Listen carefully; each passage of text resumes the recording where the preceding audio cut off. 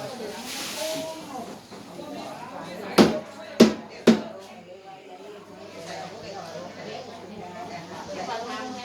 วใดมีเรียกว่าแม่ตัวเบิ้ลไหนแน่จ๊ะที่สองเป็นสองต่างหากเป็นคน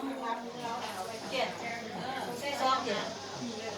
ต้องทำเราสามให้เราไปทางอื่นคนเราเราได้ว่าปีคนแต่เราดีกว่า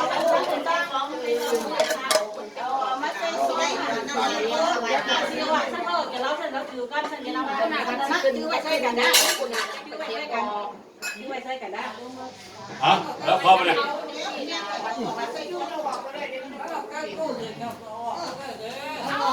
ไปเอาเขาแม่คุณเลยมาพูดไทยเอาเป็นสัตว์ไปเอิ้นผู้ชายมาเด้ยกบ่ไหวน่ะเอาทั้งสากเอาไม่มีก็ยกได้กัน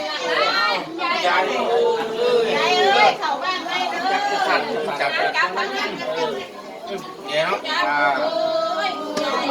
ว่าไงล่ะยายยังไงเนาะใส่ซองเดือนไปแล้วไว้ใส่ซองเดือนแล้วจับไว้นะได้กี่บาทเดี๋ยวนะเจ้านักมันสิใส่ซองหามาใส่สิใส่ซองให้พระเดี๋ยวบ่อันเนี้ยบ่ได้ของทิมใส่ซองได้ได้บุญก็สิได้ตัวเนี้ยโอ้ยน้ำเจ้าสิใส่ซองเดี๋ยวตรงน้ำตกใส่ซองเขามาเป็ดให้ที่ได้เป็ด ทำไมว่าซองอะไรเนาะนอนเนี่ยนอนดีๆงามๆนี่แม่เนาะเอาอันตรงว่าตรงบ่อยกันได้เงินน่ะคือเงินน่ะดอกเงินน่ะคนใหญ่ย้ายสิกันเงินลูกหลานก็รวยอย่าเจ้าลูกหลานจะให้อีกถูกมันจะรวยตอนยาเนยสันเอาใส่มือนึงแล้วกับเพิ่นทอดมือปฏิเป่าเพิ่นเอาออกไปใส่มือนึงมัดนึงเลยมัดเป็นคนนั้นอย่าเราอย่าเราดูอยู่นะไม่หลงลงเย็นลงเป็นพ่อเอาตัวตาตัวลงไปพุ่นตัวไปพุ่นเอาออกไปที่เอาลงยิงกันเมื่อกี้ฮะ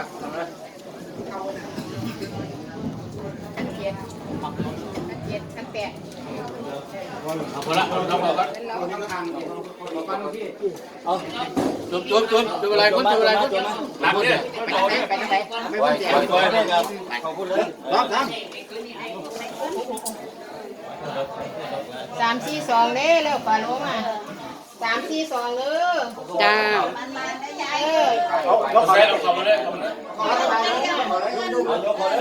ของก็ให้ลูกหลานถือเด้อ3-4-2เป็นแม่เพื่อนไอ้นี่ฟ้าลุงตัวใดก็ถามเป็นอยู่เด้อยู่จำ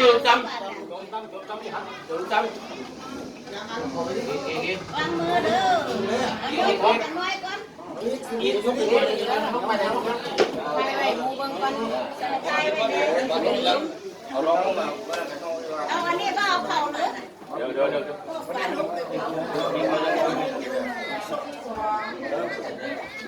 ฟังกัน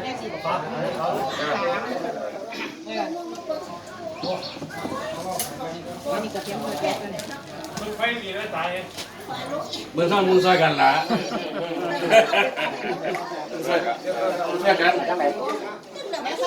สาง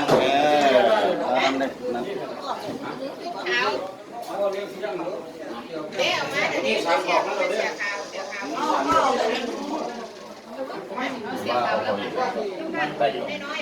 แต่ละผักเขาตัดไปเฉยเอาผักขาวว่าเอาปูเขาไม่ได้ปูเดี๋ยวเอาตัดไปเฉยไปถึงเดี๋ยวฝากนี่ว่าเสียวปูเขาเนี่ยจะหน้าปูหน้าเราเนี่ยว่าเสียวปูหน้าปูตาเราเนี่ยนะปูปูน่ะนะ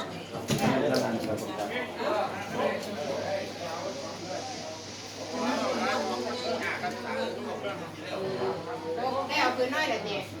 คืนน้อยเลยแล้วจะเสียดน้ำไม่ได้ล้างน้ำไปล้าง เอาใส่ไปที่นี่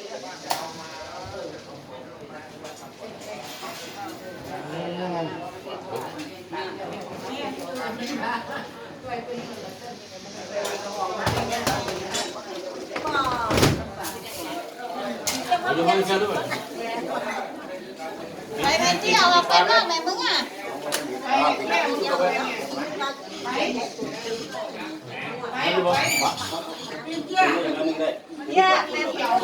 ยังก็ได้ใ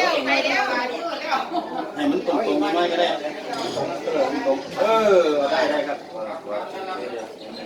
สายไฟสายปลั๊กไฟทั้งเลยปลั๊กไฟเมียนอยู่จะมาติดแดงเลยไอ้ปลั๊กเลย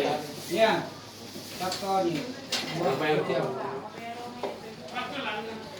พี่กับเมียด้วยปักพี่เนี่ย